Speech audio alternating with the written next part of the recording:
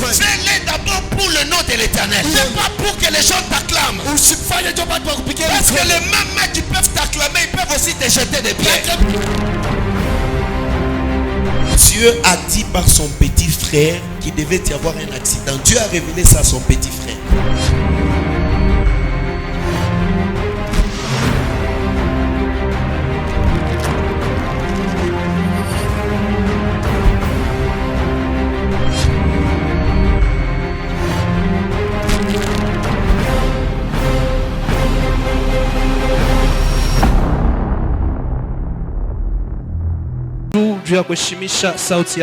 La Bible déclare, Biblia inasema, mais l'heure vient, et elle est déjà venue, où les vrais adorateurs adoreront le Père en esprit et en vérité. Car ce sont là les adorateurs que le Père demande. Dieu est esprit, et il faut que ceux qui l'adorent l'adorent en esprit et en vérité. Amen. Amen. Pendant toute la semaine, Takika wiki mzima nous avons parlé sur un cœur pur tulikuwa nasema pamoja qui safi veut adorer le Seigneur. ambapo nesi kuabudu Bwana. C'est quoi l'adoration? Ni nini mabudu? L'adoration, c'est toute attitude Mabudu ni hali yote qu'on peut avoir envers Dieu. ile tunaweza kuwa nayo kinyume ya Mungu. Toute manifestation de l'amour qu'on peut avoir envers Dieu. Kionesho kitu kya mapendo tunaweza kuwa nayo na Mungu. Autrement, Namna nyingine, l'adoration est un mode de vie chrétien. mabudu ni namna ya kuishi ya Mkristo. L'adoration Mabudu est une offrande qu'on donne à l'Éternel. inakuwa sadaka ambapo tunampa Mungu. Amen. Amen. Mis à part ça, Kutosha hiyo, c'est quoi un cœur pur? ni nini moyo safi? Nous avons vu cela. Turona hiyo. Un cœur pur, Moyo safi c'est un cœur qui est sans péché. ni moyo ambapo ina na nzambi. C'est un cœur qui ne fait pas le mal. Ni moyo ambapo haitimize C'est un mabaya. cœur qui ne pense pas le mal des Ni autres. moyo ambapo haiwazie pengine vibaya. Amen. Amen. Amen. Notre texte de base nous dit ceci. Kistari ketu kya msingi kinasema hivi. Mais l'heure vient Lakini wakati et nakuya elle est déjà venue. na inesha ukaribia Où les vrais adorateurs kule mabudu ya kweli adoreront le Père itabudu Baba premièrement en esprit. kya kwanza katika roho. C'est quoi adorer en esprit? Ni nini kuabudu katika roho? C'est avoir l'esprit de Dieu en nous. Kya kwanza ni kuembe na roho ya Mungu ndani mwetu. Parce que si tu as l'esprit de Dieu en toi, Juu kama una roho ya Mungu mwako, impossible que tu aies des pensées impures en ton cœur. haiwezekane uwe na mawazo ya mbaya mumoyo yako. Si tu as l'esprit de Dieu en toi, Kama una roho ya Mungu mwako, passeras pas le temps à faire du mal. hawezi kupitisha wakati mkutenda Parce que mabaya. l'esprit de Dieu Juu roho ya Mungu se chargera toujours itakubadilisha paka, de t'interpeller. itakurudisha zamiri. Même quand tu veux faire quelque chose de mal, Hata kama kumunu kutakufa mabaya, l'esprit de Dieu sera là pour t'interpeller. roho ya Mungu itakuya pale juu ya kukusumulisha Bien-aimé dans tena. le Seigneur. Mpendo katika Bwana. Nous passons des temps dans les églises. Tukunapitisha mawakati Nous mkanisa. passons des temps à prier. Tunapitisha mawakati Mais mkuomba. si on ne le fait pas avec notre Kwa esprit, lakini kama tuifanye nous na roho sommes en yetu, train de perdre notre temps. tukunapotesha wakati Si on ne mbule. le fait pas en esprit, Kama tuifanye katika nous sommes roho, en train de perdre notre tukunapotesha temps. wakati yetu katika Nous bule. devons désirer l'esprit de Dieu en nous. Tunapasha kutamani roho ya Nous Mungu devons mwetu. désirer l'esprit de Dieu en nous. Tunapasha kutamani roho ya Mungu Pour ndani que nous mwetu. puissions faire cette adoration que Dieu attend de nous. Kwa ajili tutimize Afin que nous mabudu ile puissions Mungu analomba. faire une adoration qui est agréable Kwa devant le ajili Seigneur. tutimize mabudu inamfurahisha Bwana. Amen. Amen. Deuxièmement, Kitu cha pili, Dieu veut que nous l'adorons Mungu anapenda tumwabudu en vérité. katika ukweli. C'est quoi la vérité? Ni nini ukweli? La Bible déclare dans le livre de Jean 14, Biblia inakiri mu kitabu cha Yohano, je suis le chemin, minakuya njia, la vie et la vérité. uzima pia ukweli. Qu'est-ce que nous pouvons comprendre par là? Nini tunaweza kuelewa La pale? vérité que nous devons rechercher. Ukweli ile tunapaswa kutafuta, La vérité que nous devons avoir en nos cœurs. ukweli ambapo tunapaswa kuwa nayo C'est kumoyo Jésus-Christ. ni Yesu Kristo. C'est Jésus-Christ que nous devons loger dans nos cœurs. Ni Yesu ile tunapaswa kuweka Afin mumoyo de lui faire une adoration juu ya kumfanyia mabudu qui est agréable devant ses yeux. ile nastahili kumencho Bien yake. aimé, Wapendwa, on se retrouve à l'église tunajikutanisha ukanisa, en train d'adorer. tukunaabudu Un truc que j'ai compris. kitu ambapo melelewa, Chaque pas que nous faisons dans la vie, kila pa tunafanya maisha, chaque situation que nous traversons dans la vie, kila magumu tunapitisha katika maisha, peu importe ingawa que ça soit une situation qui nous fait du mal, ingawa inaweza kuwa mambo netuma moyoni, que ça soit une situation qui nous brise le cœur, inaweza kuwa mambo navunja moyo, c'est une adoration devant l'Éternel. ile inakuwa mabudu mbele ya Bwana. Pourquoi j'aimerais dire à quelqu'un, Nikuleta pendela kuambia mtu mmoja, regarde ta marche, angalia mwenendo yako, regarde ta marche, angalia mwenendo yako, ce que tu fais, bila kunafanya, ce que tu fais dans ta vie bila quotidienne. kunatimiza maisha yako Est-ce katika que ça nyumba, reflète l'esprit de Dieu en toi? eti kunaonesha roho ya Mungu ndani mwako, Ce que tu fais dans ta vie, ile kunafanya maisha est-ce yako, que ça reflète la présence du eti Saint-Esprit en toi? kunaonesha wapo Roho Mtakatifu mwako. Bien-aimé dans le Seigneur, Wapendo katika Bwana, est venu le moment wakati nakuya où nous devons kule tunapasha savoir ce que nous cherchons. kujua kile tukunatafuta. La Bible déclare dans le Biblia livre hii de Jacques, kunasema mu kitabu cha Jacques, un source d'eau asema chemuchemu ya mai ne peut pas jaillir haiwezi kuchamuka, deux sortes d'eau.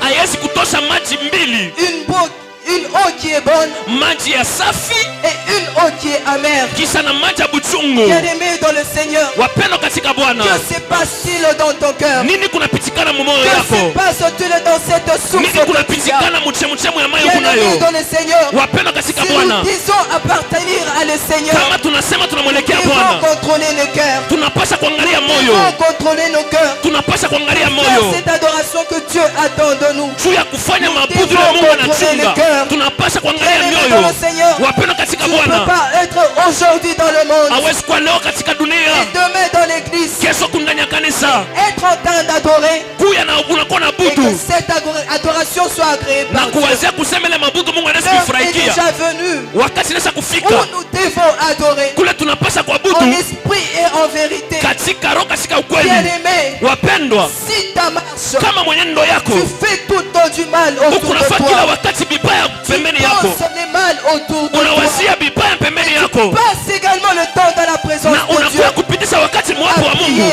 mkuomba, N'es-tu pas en train de perdre ton temps?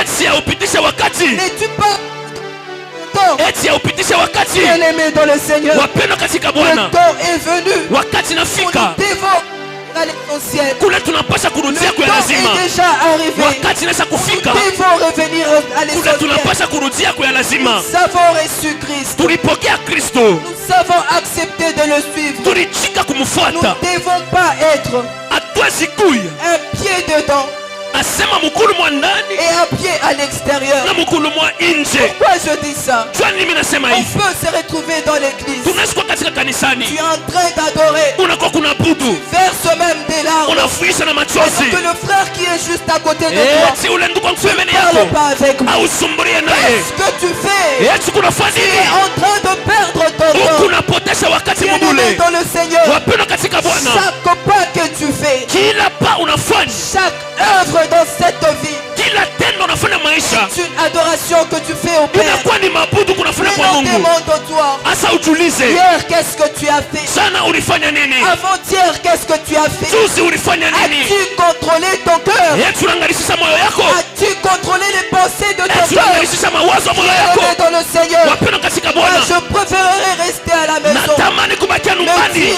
ceci, na kusema hivi, je ne vais pas adorer Dieu. msitabudu Mungu. Pourquoi ça? Juu ya nini hivi? Parce que je sais que dans mon cœur, Juu mimi najua kusema ndani ya parce moyo que je sais yangu, que dans mon mimi cœur, najua kusema il moyo y a de yangu mauvaises muko pensées. vitu Parce mawazo que je sais mubaya. que dans mon Juu mimi cœur, najua kusema moyo yangu pense du mal ni des kuna autres. waza vibaya juu ya Bien-aimé wengine. dans le Seigneur, Wapendwa katika Bwana, il n'est pas encore trop tard. wakati haiyapita, Il n'est pas encore trop tard. wakati haiyapita. Bien-aimé, Wapendwa, Dieu nous donne cette occasion Mungu anatupatia hiyo bahati d'arranger en nos cœurs. ya kutengeneza muroho yetu. Dieu nous donne cette occasion Mungu anatupatia hiyo wakati d'arranger les choses dans nos ya cœurs. kutengeneza vitu muroho yetu. Sois prêt, bien-aimé. Kuya tayari mpendwa, Sois prêt, bien-aimé, kuya tayari mpendwa à suivre le Seigneur ya kufuata Bwana avec tout ton cœur. na moyo yako Sois yote. prêt, bien-aimé, Kuya tayari à mpendwa suivre le ya Seigneur kufuata Bwana avec tout ton na cœur. moyo yako yote. Amen. Amen.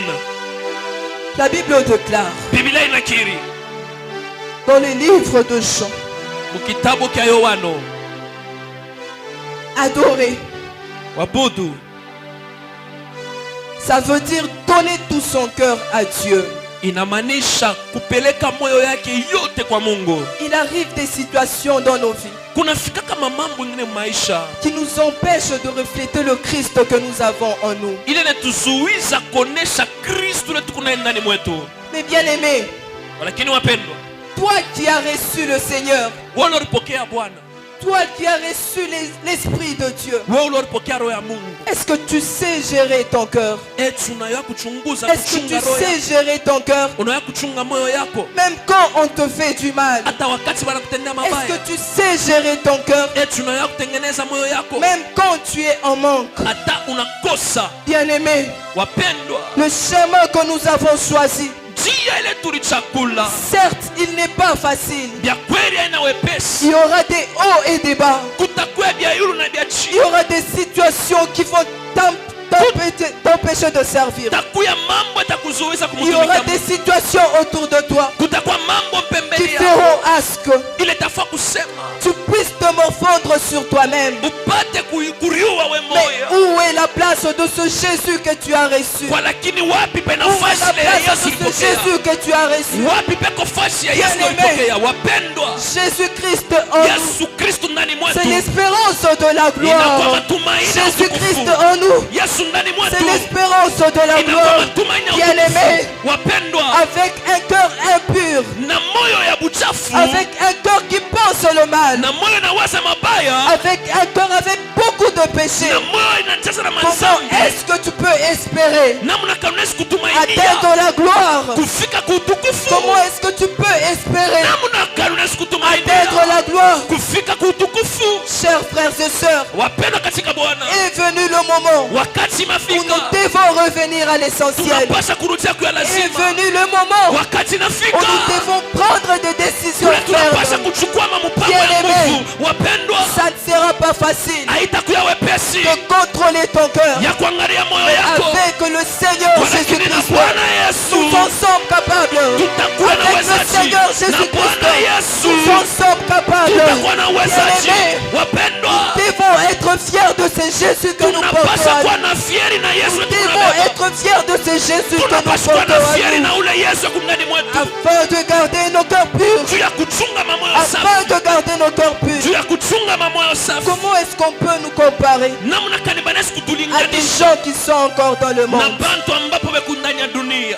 Bien-aimé, Wapendwa, pose-toi cette question. ujipike swali, Pourquoi il arrive des moments où on te compare avec des gens qui sont à l'extérieur? kwa nini kuna mamuda banakulinganisha na bantu ambapo bana inja Le kanisa? cœur, Moyo, le cœur, moyo, le cœur de l'homme, moyo ya il est mwanadamu mauvais. iku ya mbaya. Seul l'Esprit de Dieu Mpaka roho ya Mungu peut le ramener au droit chemin. inaweza kuirudisha Seul munjia. l'Esprit de Dieu Mpaka roho ya peut le Mungu ramener au droit inaweza chemin. kuirudisha munjia. Bien-aimé dans le Seigneur, Pendwa katika Bwana, arrêtons de perdre notre temps. tuache kupotesha wakati yetu, Arrêtons de perdre notre temps tuache kupotesha muda avec des adorations na maabudu qui ne sont pas agréées par Dieu. ile Mungu ashifurahikie. Pourquoi cela? Kwa nini Parce que hiyo? nous ne savons pas gérer nos cœurs. Juu atujue Parce que kutengeneza nous mamoyo ne savons yetu, pas contrôler les pensées atujue de nos kuangalia cœurs. mawazo ya moyo Il yetu. n'est pas trop tard. Wakati haiyapita, Il n'est pas trop tard. wakati haiyapita, Il est à ta porte. eko pa mulango Il yako, est à ta porte. eko pa mulango yako. Reçois-le dans ton cœur. Umupokee mumoyo yako, Reçois-le dans ton cœur. umupokee katika moyo Bien-aimé dans yako. le Seigneur, Wapenda katika c'est le Bwana, moment. ni wakati, C'est le moment. ni wakati, Car la Bible kwani Biblia déclare inakiri l'heure est venue. wakati Et il nakuya est déjà na venu ineshakuya où les vrais kule adorateurs maabudu ya kweli adoreront le Père en wataabudu esprit et en Baba katika vérité. roho na katika Car ukweli. ce sont là les adorateurs que le Père demande. Bien-aimé, Wapendwa, Sois une offrande de bonne odeur devant kuya l'Éternel. sadaka ya harufu mzuri mbele ya Mungu, Sois une offrande de bonne odeur devant kuya l'Éternel. sadaka ya harufu mzuri mbele ya Et milele, tu verras la gloire du na Seigneur. utaona utukufu ya Et tu Bwana, verras la gloire na du utaona Seigneur, utukufu ya bien-aimé. Bwana. Mpendwa, Gardons nos cœurs purs. tuchunge mamoyo safi, Gardons nos cœurs purs tuchunge moyo safi afin de rassurer juu ya kuhakikisha notre gloire à venir. utukufu yetu ya kesho. Que Dieu bénisse la parole. Mungu abariki neno lake.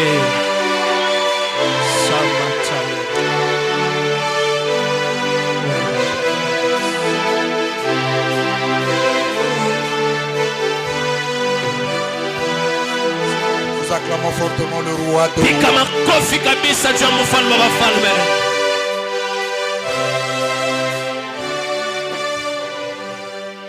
Se tenir devant les gens, Kushimama mbele ya bantu, leur parler, kubasungumuzia c'est pas facile. Hein. haina wepesi.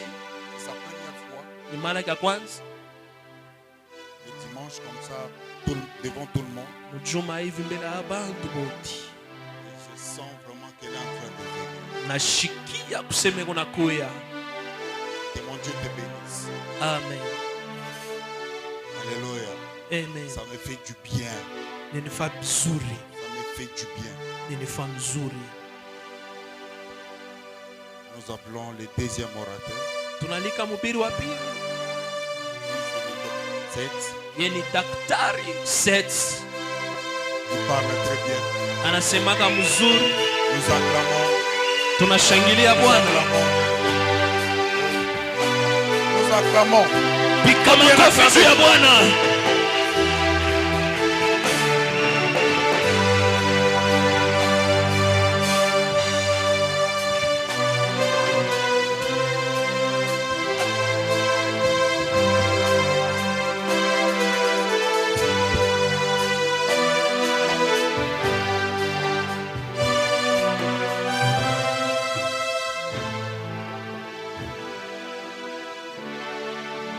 Alléluia. Amen. Tu peux m'aider à honorer la présence de Jésus au milieu de nous. Heshimia wapo wa Yesu La ndani présence yetu. de ton Créateur. Celui qui demeure au-dessus de toutes les Ula na choses. kati ya vitu vyote. Celui qui est plus que tout. Merci beaucoup. Asante sana. Je n'aurai pas assez de temps Sina na wakati nyingi, puisque la première intervenant allait dire presque tout ce que j'avais prévu. mhubiri wa kwanza anahubiri yote yale Et niliyatayarisha. donc j'intercédais seulement qu'il ne touche pas certains points. Nilianza kuomba Mungu ashiguse manuta mengine. Je vous dis merci de votre présence. Nasema asante kwa uwapo wenu. On ne peut pas parler à des chaises qui sont vides. Hatuwezi kuhubiri biti vya wazi C'est parce qu'il y a des hommes comme vous qui sont là kwa sababu kuna watu kama nyinyi et qui nous écoutent. wale wanatusikia, Cela nous fortifie davantage. inatupatia nguvu tena. Ce n'est pas que le fait que nous parlons de vous qu'on est spécial. Aina juu tunasema mbele yenu tunajua mingi. Du milieu de vous, il y a ceux qui sont plus spéciaux que nous. Katikati yenu kuna wataalamu kutushinda, Mais c'est juste une petite faveur qu'on a reçue. inakuwa tu ni bahati kidogo tunapata. Et aussi, je dis merci à tous les collèges des serviteurs. Nasema asante kwa watumishi wote. Je m'incline devant votre onction. Nashuka mbele ya upako wenu.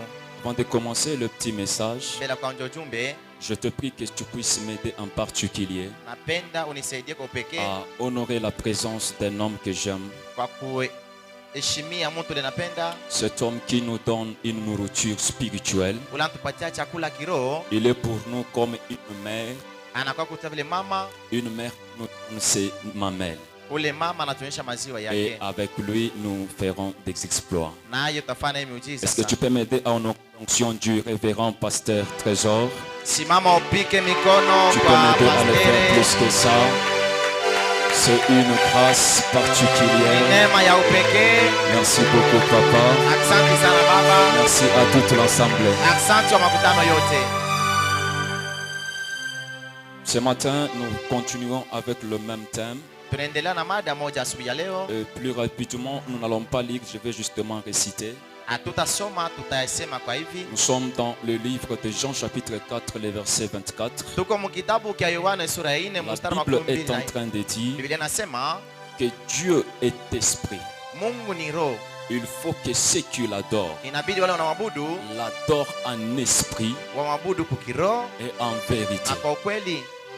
Il y a un grand mystère, Kunakuwa huduma munene, il y a quelque chose de très particulier kuna kitu kia upekee que l'apôtre a été inspiré pour parler de ces choses. kile mtume alipata onyo ja kuisemezea. Puisque comme nous le savons, Kama vile tunajua l'évangile de Jésus a été prêché par 4 personnes. injili ya Yesu iliinjilisha na watu 4. Il y a la personne, Kunakuwa mtu, il y a la personne de Matthieu kunakuwa Matayo qui a parlé de l'évangile. anasaya Il y injili, a la personne de Marc, kunakuwa Marko, celui de Luc kuna kwa Luka et celui de Jean. na Yohano Et pia. toutes ces personnes Wale waine ont prêché Jésus dans la chair. wanahubiri Yesu mumwili. Alors il y a eu un autre apôtre Kuna kwa mtume mwingine du nom de Paul. kwa jina Paulo, Celui-là n'a pas rencontré Jésus dans la chair, ashikumuna Yesu mwili, mais il a prêché un Jésus ressuscité. alimhubiri Yesu na alifufuka. Paul n'était pas là lorsque Jésus était dans la chair, Paulo ashikwa kwa wakati Yesu kwa mkimwili exerçant son ministère. anatumikisha huduma wake. Mais Paul Paulo a reçu une grâce alipata neema de rencontrer un homme qui est ressuscité. ya kutana mtu alifufuka, Et c'est de cet homme qu'il est allé na parler. ni kwa ule mtu anaenda kusemezea. L'apôtre, inspiré par l'Esprit, Mtume anafundishwa na Roho, fait ces déclarations anafanya matangazo. que Dieu est esprit. Mungu ni roho, Alors il faut que ceux qui l'adorent inabidi na mabudu l'adorent en esprit wa mabudu mkiroho et en vérité. na kwa ukweli. Brièvement, je vais prendre quelque chose. Tabaki kitu kimoja kwa fupi, Comme nous le savons dès le départ, tunajua kwa mwanzo que l'histoire de l'adoration historia mabudu commence d'une manière assez claire. inanja hali ya wazi, Ça apparaît d'une manière assez claire. inaonekana mwali ya wazi C'est à partir de Abraham. ni kupitia Ibrahim.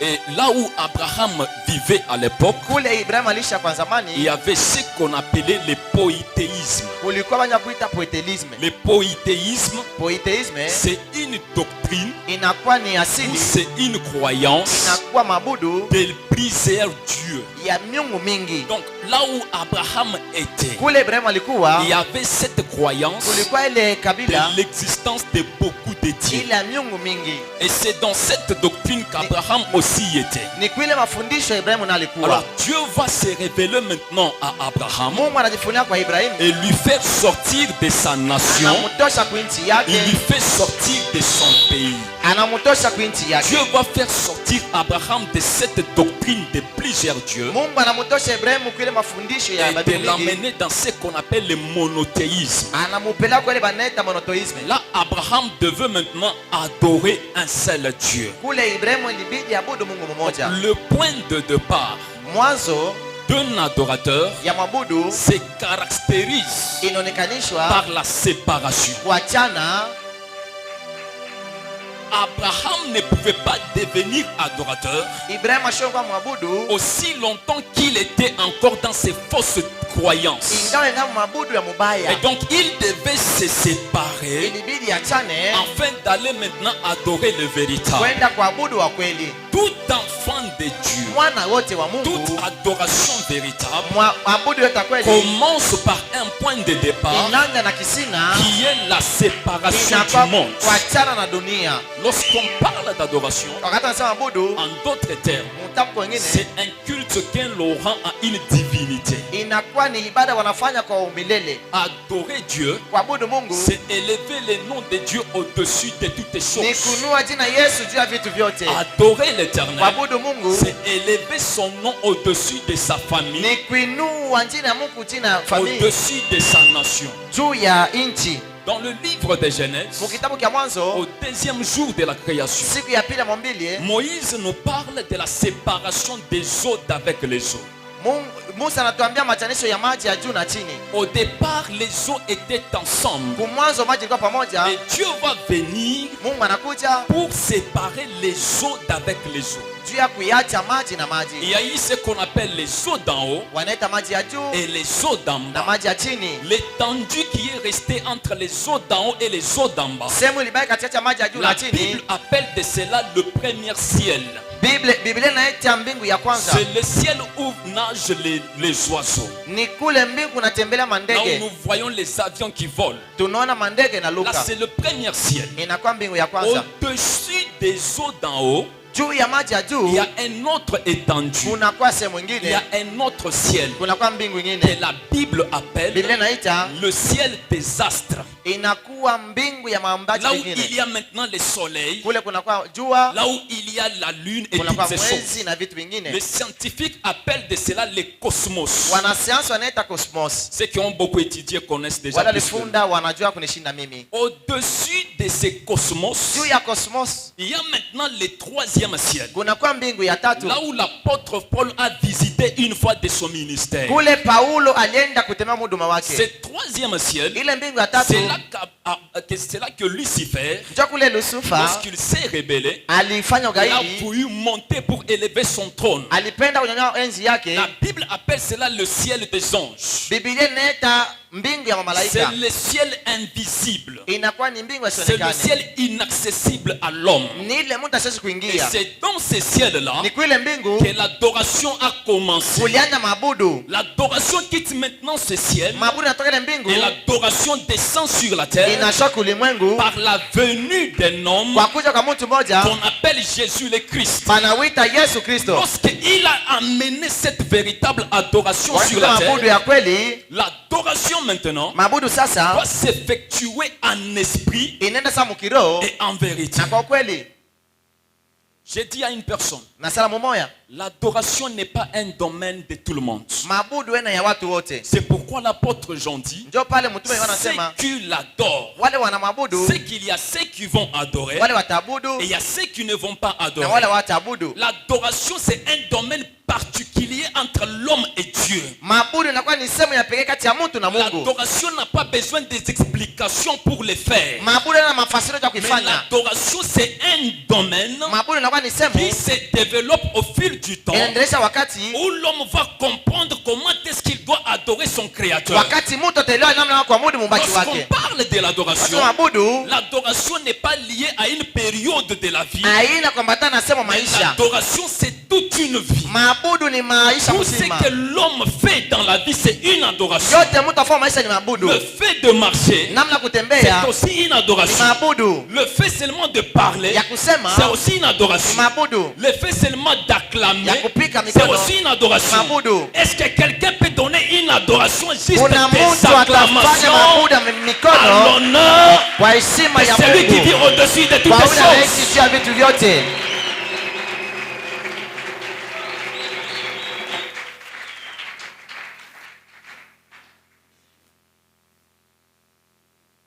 Le domaine d'adoration Maabudu doit s'effectuer en esprit. itafanyika mkiroho.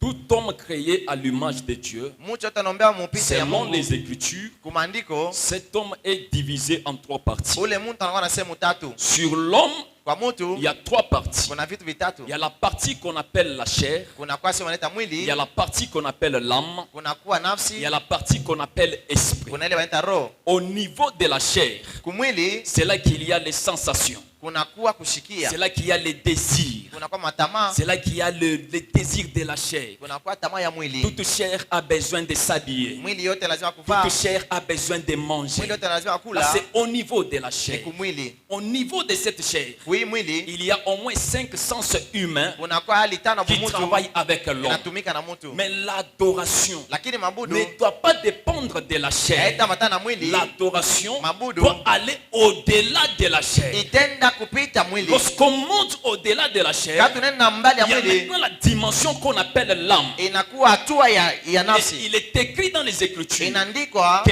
l'âme de toute chair, nafsi ya mwili c'est yote son sang inakuwa ni damu qui yake est en elle. iko ndani C'est mwake. pourquoi le sang d'Abel pouvait crier vers Dieu, Ndio pale damu Abeli amea kwa parce que Mungu, l'âme peut parler. kwa sababu nafsi inaweza kusema. Au niveau de l'âme, Kwa nafsi c'est là qu'il y a des douleurs, ndio kuna kama uchungu, c'est là qu'il y a des émotions, ndio kuna kama c'est emotion, là qu'il y a les péchés. kuna kwa nzambi. Du milieu de nous ce matin, Katikati yetu asubuhi ya leo il y a des âmes kuna qui manafsi sont restées avec des empreintes. inabaki na malama, Il y a des âmes qui sont restées avec des douleurs. kuna manafsi inabaki na Il y a uchungu, des âmes qui sont restées avec des humiliations. kuna nafsi inabaki na Il y a des kudharauliwa, âmes qui sont restées avec la honte. kuna manafsi inabaki Des na haya. hommes qui ont été humiliés dans le Wale mariage, watu walipatia zabu mai, humiliés dans le ministère, wanapata aibu muhuduma, déçus dans le ministère. wanazaruriwa Et muhuduma. ces choses laissent des traces au niveau de l'âme. Vile vitu inaacha malama munafsi.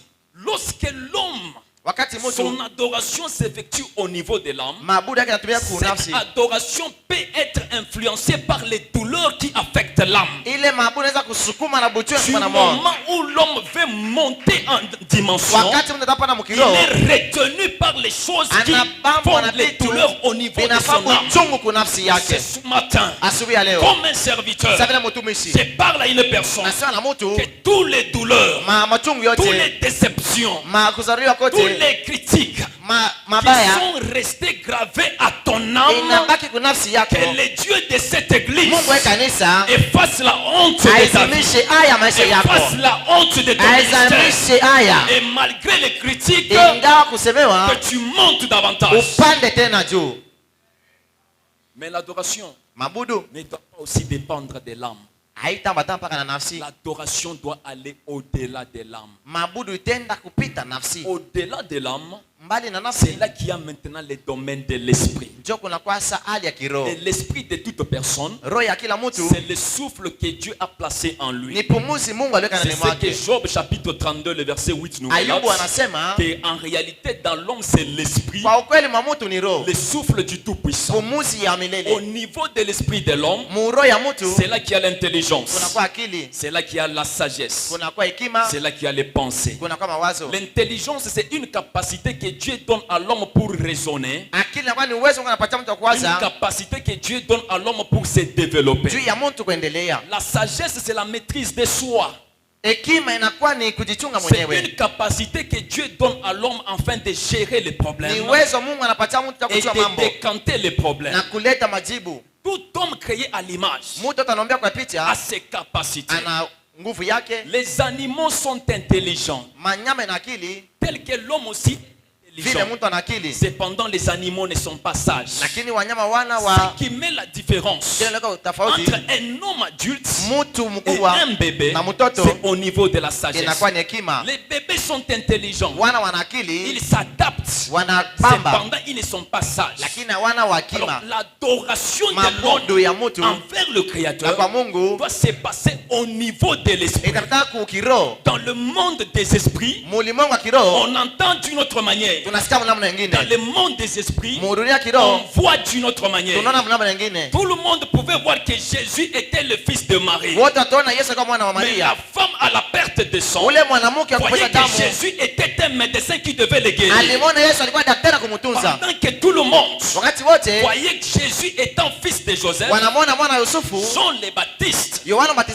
Mbatizaji Jésus en tant qu'un agneau de anamwona mwana Dieu kondoo wa Mungu qui a 4 pattes ana mikulu et ine, qui doit sauver toute l'humanité. atakuwa ulimwengu Dans mzima. le monde surnaturel, Mulimwengu wa kiroho les yeux charnels de l'homme cessent de fonctionner. macho ya kimutu haitumiki tena, Les oreilles charnelles de l'homme cessent de macho ya fonctionner. kimutu inashinda C'est kutumika. pourquoi Jésus pouvait dire Ndio sasa yapaswa kusema que vous avez les yeux, muna macho vous ne voyez pas. hamoni, Vous avez les oreilles, muna masikio vous n'entendez lakini pas. hamusikie. Parce que nous voulons adorer Dieu selon les domaines de la chair. Tunapenda mabudu Mungu C'est kupitia pendant que mwili. l'adoration doit s'effectuer dans Mabudu le domaine yapatikana kiroho. surnaturel. Lorsque l'esprit de l'homme Wakati roho ya mtu se connecte à celui de Dieu, inaambatana na ça Mungu, déclenche un domaine inaweka un msemo domaine qu'on ile appelle banaita le surnaturel. le surnaturel. Le surnaturel, Le surnaturel c'est un domaine inakuwa ni sehemu que la chair ne peut pas comprendre, ile mwili itaelewa, que la chair ne peut pas opérer, ile mwili itatumika, que l'âme ne peut pas opérer. nafsi itatumika, Seul l'esprit peut les comprendre. mpaka roho ndio itaelewa. C'est pendant que tout le monde peut entendre la prédication, Wote nasikia mahubiri, mais toi tu entends les messages des anges. wote nasikia sauti ya malaika. Pendant que tout le monde Wakati wote peut voir d'une autre manière. wataona namna Mais nyingine, quand toi tu regardes, watu wanaangalia tu ne vois pas comme eux. aona kama Tu wao, vois au-delà de leurs yeux. unaona kuona kusema macho yako. Lorsque le surnaturel Wakati kushinda Mungu se déverse dans un peuple, inakuwa mtaifa, le peuple cesse de fonctionner dans la chair. taifa tumiki mukimwili, Mais le peuple commence à déclencher le miracle des taifa surnaturels. ya kuonesha muujiza ya Dans kimungu. le domaine des surnaturels, Muulimwengu wa on kiroho n'a plus besoin de la chair. hata nasema mwili. C'est comme ça que Samuel disait à Basi Saül, Samuel anasema après avoir me quitté, kisha tu kuchunguza vas traverser le tombeau de Rachel utatembea et tu vas kaburi ya trouver Rachel. un troupe de prophètes Utanakuja manabii qui prophétisent entre eux. wanatabiri katikati yao. Il est possible Inawezekana que le prophétique se déclenche unabii et mushuke que les prophétiques commencent à se prophétiser entre yaanze eux-mêmes. kutabiri katikati yao On wenyewe. ne prophétise pas sur quelqu'un, Atubiri kwa on mtu, ne prophétise pas sur un peuple, atutabiri kwa mais taifa, on commence à se prophétiser de tunajitabiri soi. wenyewe Parce que le surnaturel kwa sababu est roho déjà en permanence. iko kwa hapa Et pendant que je parle hapa. maintenant, Anasema il y a a des hommes, il y a des femmes. kuna banamuke na Et banaume la main de Dieu est en train de mkono localiser. ya Mungu inawagusa Afin de déclencher les surnaturels kiroho maintenant. hapa sasa Afin de déclencher les surnaturels dans leur kiroho vie. hapa sasa maisha yako Je parle à quelqu'un. nasema na mumoya Dieu est en train de toucher les oreilles de quelqu'un. Mungu anagusa masikio ya mtu mmoja Afin d'écouter la voix des anges. tangu siasa za malaika Afin d'écouter le langage des anges. tangu siasa za malaika Tout le monde peut prier. wote ataomba Mais l'homme qui prie en esprit mtu anaomba ne mkiroho voit pas de la même manière que celui qui prie dans la chair. asoni mnamona na Ne comprend pas de la même manière que celui qui prie dans la chair. asisikii mnamona na kiroho L'homme qui est connecté en esprit kama matana kiroho est seulement toucher la chair. atagusa mbali Et directement le surnaturel se déclenche. usiangalie unaonekana Puisque le surnaturel roho a besoin de l'esprit de l'homme ina lazima roho ya mtu afin de le connecter à l'esprit de Dieu. sio kuambatana roho ya Et Mungu quand l'esprit de Dieu kama roho ya Mungu connecte celui de l'homme, inaambatana na ce n'est Mungu plus moi qui vis, haina mimi mais naishi c'est le Christ qui ni vit en Kristo moi. sana ni wangu Or le Christ Kristo qui est en moi, weko ndani c'est mwangu l'esprit. ni roho Le Christ Kristo qui est en moi, c'est la résurrection. inakwenda ufufuko Comme j'ai Christ en moi, ndio na Kristo ndani mes mwangu. affaires vont ressusciter. Amen. Mon mariage va ressusciter. Amen. Mes business vont ressusciter. Amen. Tu me donnes amen. Amen. Reçois les miracles. Amen. Tu me donnes amen. Amen. Reçois la résurrection. Amen. Au nom de Cesse. Lazare Lazare va passer 4 jours dans le tombeau. anafanya siku na mkaburi Puisque le chiffre 4, no chiffre 4 c'est le chiffre de l'apparition de la lumière. inakuwa kuonekana kwa mwangaza Lazare Lazaro ne doit pas ressusciter le 3e jour. hata fua siku ya tatu Parce que le chiffre 3, siku c'est la 3 plénitude de la divinité. inakuwa ni utele wa Mais Mungu Lazare Lazaro doit attendre atachunga le 4e jour, siku ya nne là où Dieu a créé le luminaire. kule Mungu aliumba mwangaza C'est la résurrection kwa ufufuko commence à s'opérer. yaje kufanyika Ce matin, asubuhi ya c'est leo le chiffre 4 ni de siku l'homme. nne ya batu Ce matin, asubuhi ya c'est le leo chiffre 4 d'une ni personne. chiffre 4 ya mtu mmoja J'annonce la résurrection de ton mariage. Amen J'annonce la résurrection de ton ministère. Amen J'annonce l'impact. Amen Hola Lazare Lazaro n'avait plus besoin de la chair. asikuwa lazima ya mwili Parce que c'était des hommes remplis de la chair ilikuwa na watu wakiza na qui mwili ont allé mettre Lazare dans les tombeaux. waenda kumusika mkaburi Mais Lazare Lazaro avait besoin alikuwa lazima de surnaturel. ya uroho ya Mungu Lazare Lazaro avait besoin d'un homme alikuwa lazima mtu qui ne marche pas dans la chair, asitembee qui mumwili ne voit pas dans la chair, ashoni qui mukimwili ne parle pas dans la chair, asiseme mukimwili mais un homme mtu qui opère anatenda dans le surnaturel. mukiroho Et quand Lazare kati Lazaro entend la voix anasikia sauti d'un homme indifférent, ya ule mtu atana bote d'un homme que la mort ne peut pas retenir, ule kifo ita d'un mubamba homme que le tombeau ne peut pas ule retenir. kaburi ita mubamba Parce que Lazare, wakati Lazaro quand la voix, anasikia sauti Lazaro sort, sort Lazare Lazare est sorti Toka. ce matin. asubuhi ya Et leo Lazare Lazaro est en train de sortir Toka. ce matin. asubuhi ya leo Lazare Lazaro est moya en train de quitter. Toka. Il quitte le cimetière. Amen. Il quitte le célibat. Amen. Il quitte le marque. Amen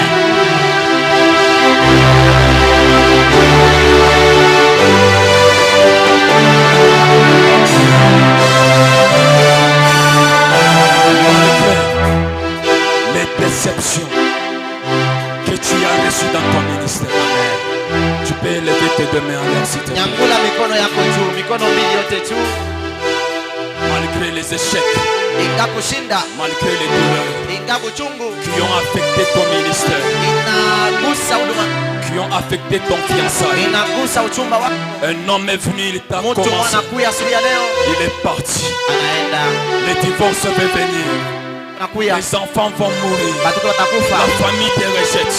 mafamilia Les takutupa amis t'abandonnent. marafiki watakwacha Élève tes deux mains. nyangula mikono yako mbele juu Comme un Lazare qui est sorti. sa vile Lazaro anatoka kaburi Je prie ce matin naomba asubuhi ya leo que la connexion des surnaturels commence à localiser ta vie.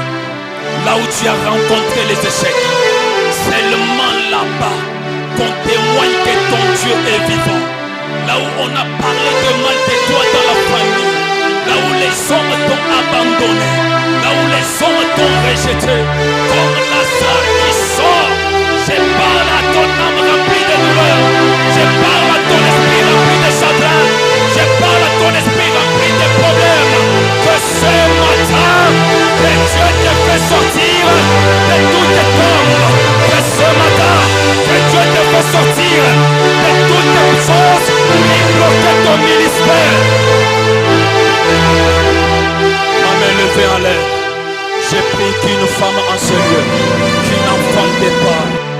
femme en ce lieu qui avait des maladies compliquées. Parce que pendant que je parle, je suis en train de voir des myomes qu'on est en train de faire sortir de quelqu'un. My God, je prie que ce matin, que toute membre cassée de la braille de vos chakais, que toute personne remplie de douleur, maintenant, que le surnaturel commence avec toi. Que le surnaturel commence avec toi. Que le surnaturel commence avec toi. Que le surnaturel commence avec toi.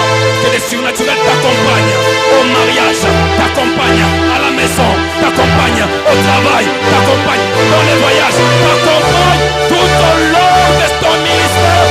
Acclame pour Jésus. Acclame pour Jésus. Acclamons très fortement pour la gloire de Dieu.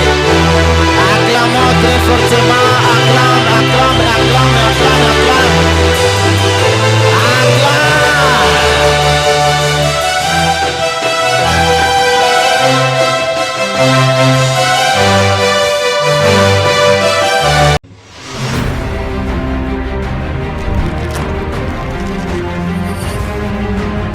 Tout ce que tu fais, fais-le d'abord pour le nom de l'Éternel. C'est pas pour que les gens t'acclament. Parce que les mêmes qui peuvent t'acclamer, ils peuvent aussi te jeter des pierres.